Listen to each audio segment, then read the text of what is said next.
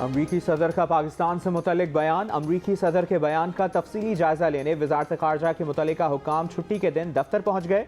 Virtual meeting में वज़ीर खारजा, उमूर खारजा की वज़ीर मुमलिकत, सेक्रेटरी खारजा, एडिशनल सेक्रेटरी अमरीका मौजूद। वर्चुअल मीटिंग के बाद वज़ीर खारजा बिलावल भुट्टो अमरीकी सदर के बयान पर वज़ीर आज़म से बात करेंगे। अमरीकी सदर जो बाइडन ने पाकिस्तान को दुनिया के खतरनाक तरीन मुल्कों में से एक करार दिया था। डेमोक्रेटिक कांग्रेशनल कैंपेन कमेटी से खिताब के दौरान अमरीकी सदर ने रूस और चीन का हवाला देते हुए पाकिस्तान को भी लपेट में ले लिया। इल्ज़ाम लगाया कि पाकिस्तान का एटमी प्रोग्राम बेकायदा है।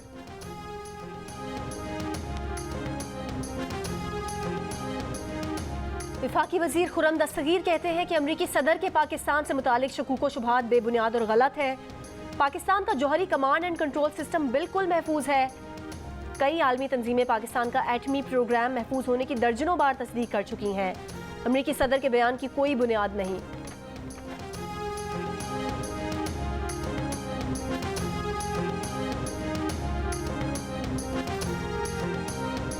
साबिक वज़ीर आज़म नवाज शरीफ का साबिक सदर आसिफ अली जरदारी से टेलीफोनिक राब्ता। दोनों रहनुमाओं का सियासी और मुआशी सूरत हाल पर तबादला ख्याल। इमरान खान के लॉन्ग मार्च से मुताल्लिक गुफ्तगू, ज़िमनी इंतखाबात पर भी मुशावरत। नवाज शरीफ का आसिफ जरदारी के अस्पताल से घर मुंतकिल होने पर नेक ख्वाहिशात का इजहार। आसिफ जरदारी ने मरियम नवाज, शहबाज शरीफ, हमजा शहबाज की बरियत पर नवाज शरीफ को मुबारकबाद दी।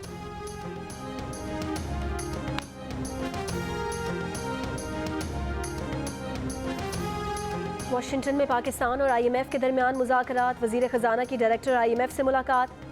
IMF कर्ज प्रोग्राम पर अमल दरामद और मईशत को दरपेश चैलेंजेस से आगाह किया। अमेरिका में वज़ीर ख़जाना की पाकिस्तान में सैलाब की तबाहकारियों पर गोलमेज कॉन्फ्रेंस में भी शिरकत। वज़ीर ख़जाना ने बैनुल-अक़वामी बरादरी को सैलाब की तबाहकारियों से आगाह किया। कहा, सैलाब मुतासरा इलाकों में तामीर नौ और बहाली के लिए फ़ंड्स की ज़रूरत है। कॉन्फ्रेंस में नायब सदर, आलमी बैंक, बरतानिया के नुमाइंदे खुसूसी बराए पाकिस्तान अफगानिस्तान भी शरीक हुए।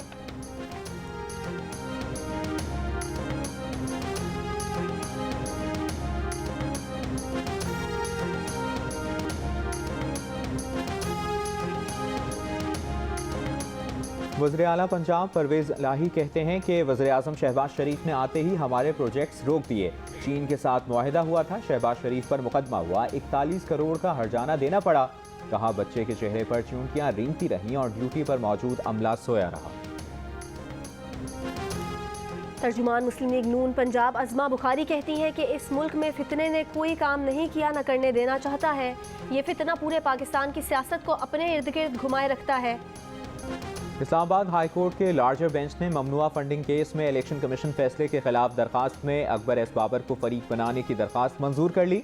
PTI की अकबर एस बाबर को फरीक ना बनाने की इस्तदा मुस्तरद। अदालत ने रिमार्क्स दिए कि अकबर एस बाबर ममनुआ फंडिंग केस में तमाम प्रोसीडिंग का हिस्सा रहे। अकबर एस बाबर को इस मरहले पर अदालती कार्रवाई से बाहर रखने का कोई जवाब नहीं।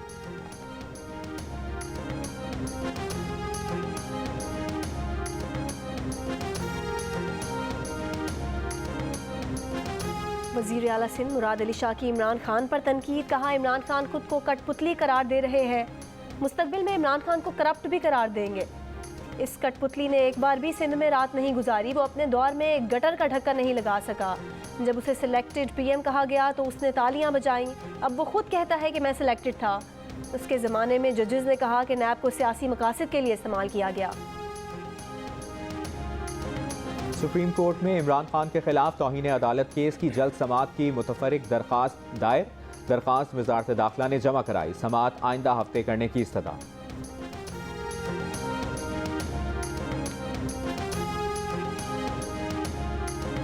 वफाकी वज़ीर बराए माहौलियाती तब्दीली सेनेटर शेरी रहमान की जस्टिस रिटायर्ड मोहम्मद नूर मुस्कानजई के कत्ल की शदीद मज़म्मत। लवाहिकीन से अफसोस और ताज़ियत का इजहार।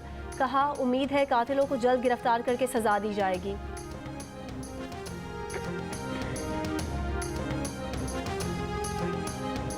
एहतसाब अदालत लाहौर में आशियाना रेफरेंस की समाअत। अदालत ने मुल्ज़िमान नदीम ज़िया और कामरान कियानी की अबूरी ज़मानत में तौसीह कर दी। अदालत का तफ्तीशी अफसर को दोनों मुल्ज़िमान के शामिल तफ्तीश होने की रिपोर्ट पेश करने का हुक्म।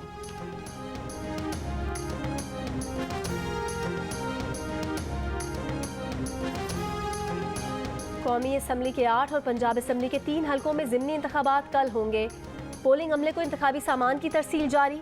चीफ इलेक्शन कमिश्नर कहते हैं कि मुल्क में सियासी दर्जा हरारत बढ़ा हुआ है। सैलाब ने सूरत हाल को मजीद नाजुक बना दिया है। इंतजामिया सिक्योरिटी इदारों को मजीद चौकस और खबरदार रहने की ज़रूरत है ताकि इलेक्शन का शफाफ और गैर जानिबदाराना इनकाद यकीनी बनाया जा सके। चीफ इलेक्शन कमिश्नर ने पंजाब, खैबर पख्तूनख्वा, सिंध के चीफ सेक्रेटरीज और IGs को खत लिख दिया।